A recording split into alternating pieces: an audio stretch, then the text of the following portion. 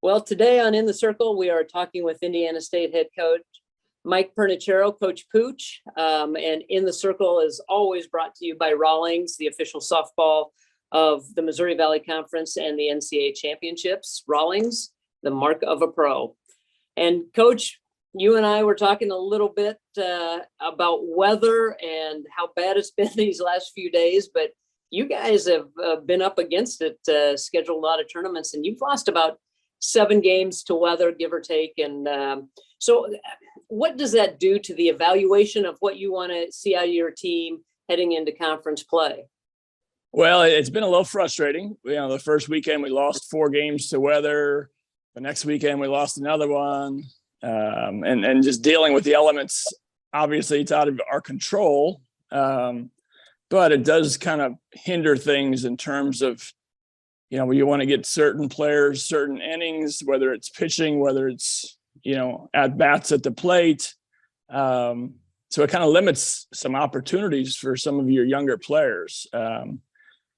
And, so you look back, you're going into conference like, wow, I wish we had those 5 games or so back so we could, get a better evaluation over, certain positions. But we're not the only team that's dealing with it. I think it's kind of happening all over the country these days. And, you just make do the best you can and, kind of explain that to your players and your team and how things work out sometimes. Are you guys pretty set in your lineup and the way that you want to move forward? Obviously you'll change pitchers and all that, but in your position players, are you pretty set with those? Yeah, I think position wise, we're set, 95% of our positions. There's one spot in particular, second base has kind of been defensively been solid, but we need some more offensive production out of that second base position. So that's probably the one spot that we're kind of lacking right now. As looking back on, you've had a few stops along the way, and looks like you've been the hitting coach at a lot of the places and worked with the hitters. So talk a little bit about your hitting techniques, what you want to teach your players and some of your philosophies when they get to the plate. Our biggest philosophy is we're trying to put, we don't have a cookie cutter mentality in terms of, hey, we're teaching this. Everybody has exactly the same swing. What we try and do is we recruit good hitters, and once they're here, we'll make some tweaks to their swing here and there. But we don't want to revamp them from scratch because that doesn't really help. So it comes down to recruiting good hitters, and then you put them in a position to be successful.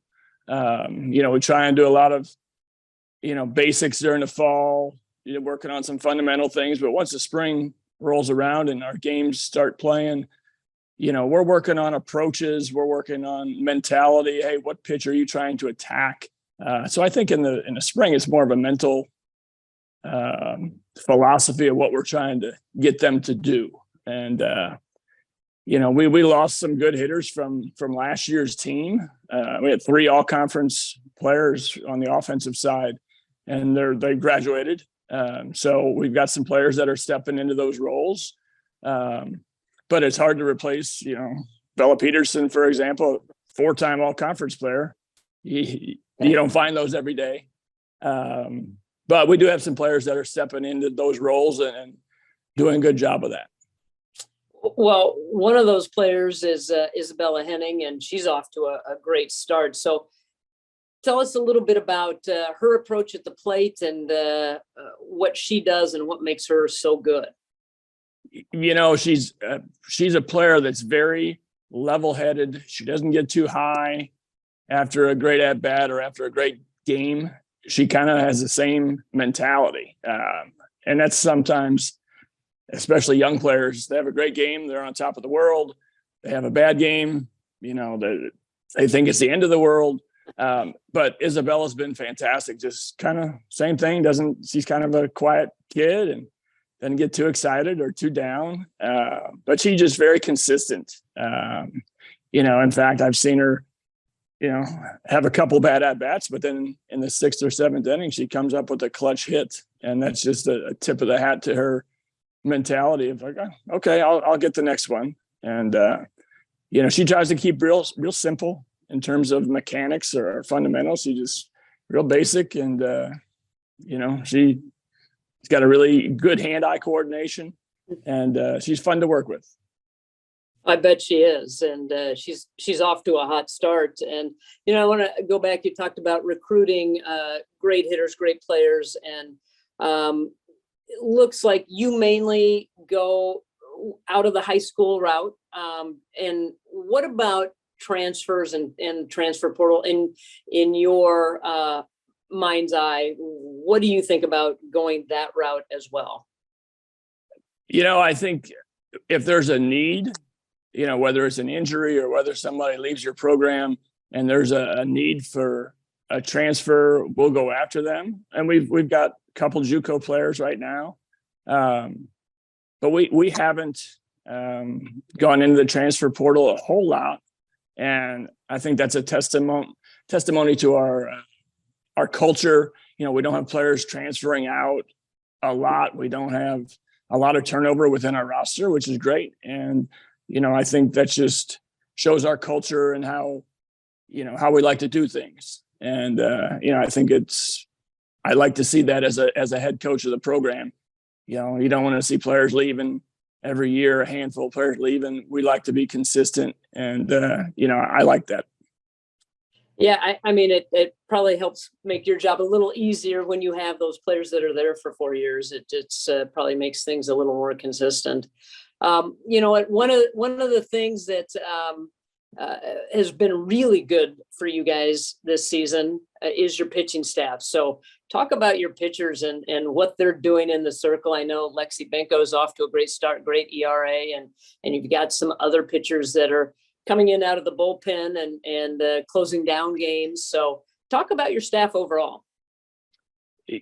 We've got 5 pitchers that are all different, and that's the biggest thing that I really like, because sometimes if you got 2 or 3 that are similar, you make a pitching change, but you don't really make a pitching change. Now when we make a change, we got a completely different look, whether it's a lefty coming in, whether it's a drop ball pitcher, rise ball pitcher, east-west pitcher. We've got 5 different looks that we can throw at the opponents. And from an individual standpoint, Benko's been really good. She's a senior now, so she's been through the ups and downs, and she knows what it takes to be successful.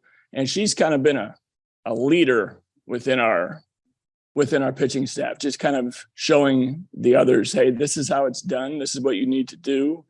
And then we've got a freshman, Lauren Sackett, who's come in. Her first start was a no-hitter, and that was the second weekend, I should say.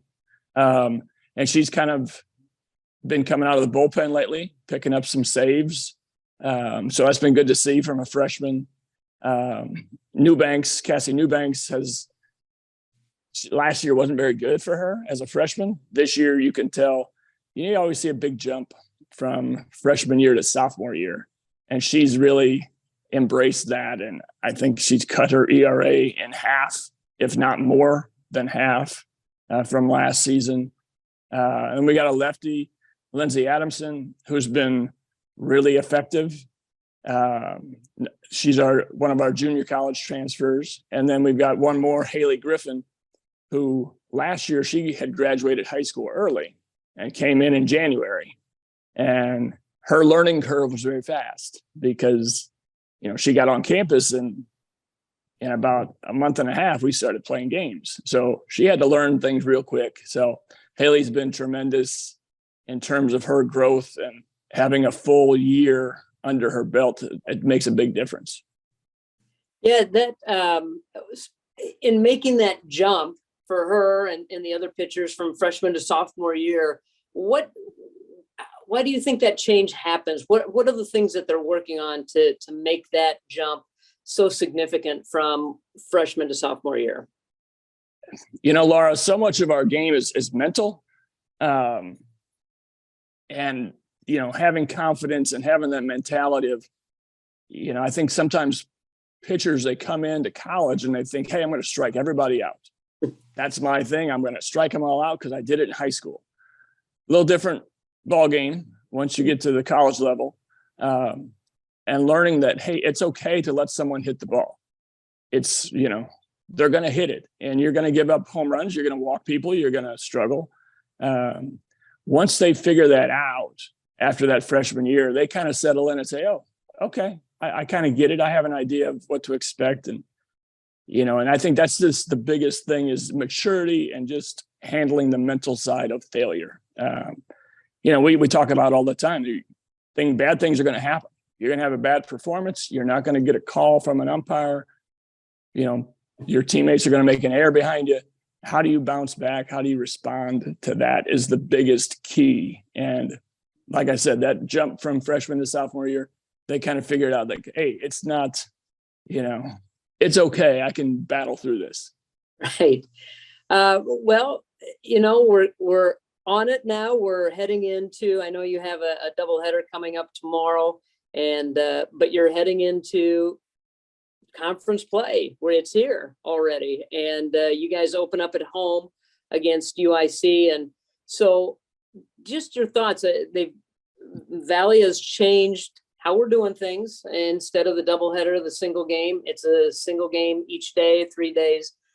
What are your thoughts on that format? I like it from a student athlete perspective. Those doubleheaders, now we'll still play some doubleheaders with some weather issues that arise, but those doubleheaders, for a student athlete, you're out there for a good 6 hours. That's a long day. And I think the bottom line is we're trying to put the student athletes out front and make them the best they can be. If you're playing, the 14th inning of the day, you're probably not as sharp as you would be if you play 7 innings 3 days in a row.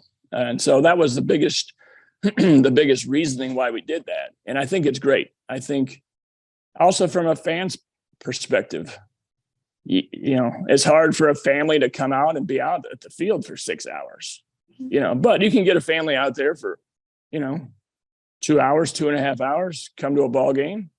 They've got things to do with their lives and, from a spectator's point of view. So I think it's better all around. Now it does change things in terms of, your personnel and who's playing and who's pitching. So, sometimes your role players or your backup players may not play as much because the opportunity is limited, but overall, I think it's a positive. There's a lot of conferences that are doing it and that are changing to it. And I just think it's right for our student athletes. Yeah, I think it's going to be interesting to see how it plays out, and just talking with some of the coaches so far doing these in the circles, varying opinions on this whole format, but I think we'll see how it plays out. So Coach, good luck with your doubleheader, and then good luck starting the Missouri Valley Conference season, and we'll be at the tournament before we know it. So thanks for joining us today, and hopefully the weather demons will stay away from you guys. Right. Thanks, Laura. Appreciate everything you do for us. Thank you. See you soon.